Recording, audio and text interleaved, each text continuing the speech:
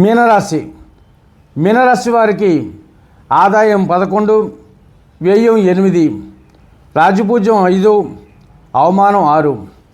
ఒక విధంగా చెప్పాలంటే ఈ మీనరాశి వారికి చాలా శ్రేష్టమైన కాలమని చెప్పవచ్చును. అనేకటువంటి కార్యక్రమాలలో పాల్గొంటూ సమాజంలో మంచి పేరు ప్రఖ్యాతులు సంపాదిస్తూ ఆర్థికంగా బలపడుతూ అనేకటువంటి విజయవంతమైన కార్యక్రమాలు నిర్వహిస్తూ ముందుకు సాగుతారు. అలాగే ఈ సంవత్సరం స్థిరాస్తులను కూడా సంపాదించుకుంటారు. ఆస్తుపాస్తులను పెంచుకుంటూ బంధుమిత్రులు అందరిలో కూడా ఆధిక్యత చూపిస్తూ ఆకర్షణగా నిలుస్తారు.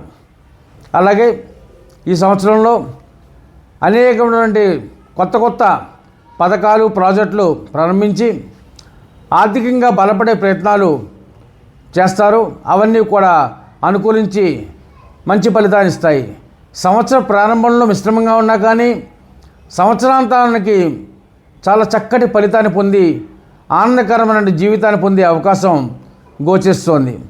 ఆరోగ్య విషయంలో కూడా జాగ్రత్తలు తీసుకోవాలి.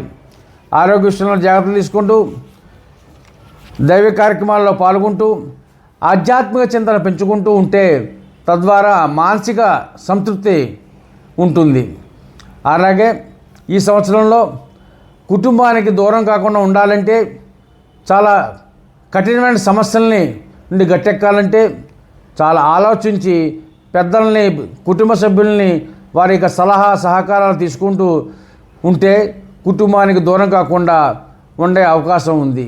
దీనివల్ల కుటుంబానికి దూరం అయ్యే అవకాశాలు కూడా కనపడుతున్నాయి. తగు జాగ్రత్తలు తీసుకుంటూ ముందుకు సాగండి. అలాగే శివారాధన చేయండి. అలాగే శివారాధనతో పాటు దక్షామూర్తి స్తోత్రం చేసుకోండి. దుర్గా ఆరాధన చేయండి. సుబ్రహ్మణ్య స్వామి అభిషేకాలు చేయించండి. ముఖ్యంగా ఆరోగ్య విషయంలో మటుకు తగు జాగ్రత్తల మటుకు తీసుకుంటూ ఉండాలి.